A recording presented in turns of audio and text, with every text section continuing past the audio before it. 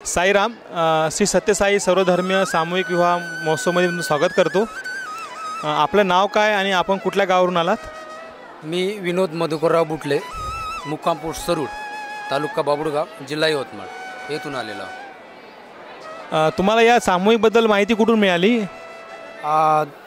तसे आम्हाला आमच्या पुतण्याजवळून माहिती मिळाली आणि मग त्यांचा आम्ही विवाह करणारच होतो। तर मग या मेळाव्यात आपण विवाह करावा बा हा विषय आम्ही घेतला मग घरी।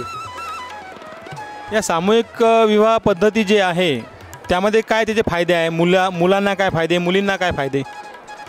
आता मुलींना म्हटलं तर कमी खर्चात लग्न होऊन राहिलं आहे आणि ते खर्च पण संस्थेवालेच करून राहिले आहे। त्याच्यामुळं मग वराकडल्यांना पण कर्ज घेण्याची गरज नाही आणि वधूकडल्यांना पण कर्ज घेण्याची गरज नाही।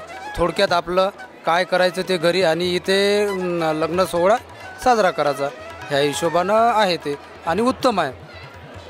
इथे आल्यानंतर तुम्हाला काय जाणवलं बा की इथे काय पॉझिटिव्ह एनर्जी असेल किंवा चांगल्या सुविधा असेल, तुम्हाला काय वाटतं? आता सुविधा तर सर्व व्यवस्थित आहे।